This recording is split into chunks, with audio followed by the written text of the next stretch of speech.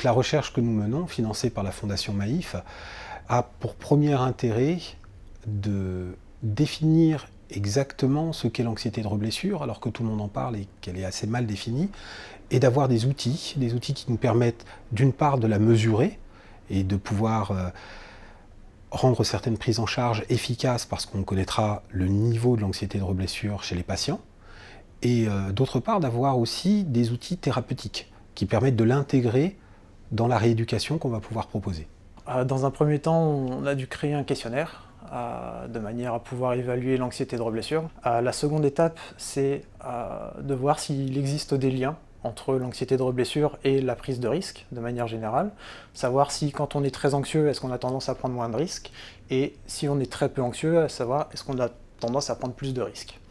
Et la dernière étape, c'est de voir si l'anxiété de reblessure génère des tendances à l'action. Savoir si, quand on est anxieux à l'idée de se reblesser, est-ce que réellement on va avoir tendance à éviter les situations à risque de reblessure ou à les approcher. Nos travaux, pour être utiles au grand public, il faut d'abord penser un outil très simple qu'on est en train de modéliser, qui sera accessible sur Internet, qui va permettre à la fois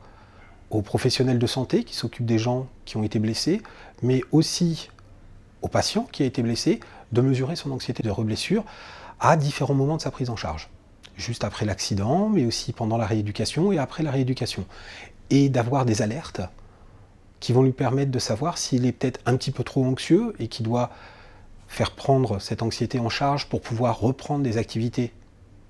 sans avoir de crainte excessive, ou alors s'il est un petit peu plus dans la prise de risque et pas assez anxieux, et dans ces cas-là, savoir se freiner lui-même et se dire je vais en faire un petit peu moins. Donc d'abord cet outil. Et ensuite, tout un développement par rapport aux prises en charge et l'intégration dans les prises en charge de cette anxiété de reblessure qui est mal connue et mal utilisée pour justement permettre une meilleure rééducation. Alors c'est toujours intéressant de travailler avec un organisme comme la Fondation Maïf parce que nous avons pu aussi rencontrer d'autres chercheurs qui travaillent pas sur l'anxiété de reblessure mais sur d'autres sujets qui ont de près ou de loin trait au nôtre et qui nous permettent d'avoir des relations intéressantes au niveau théorique, d'avoir un réseau de recherche et d'entendre des choses que l'on va intégrer par la suite dans nos propres travaux.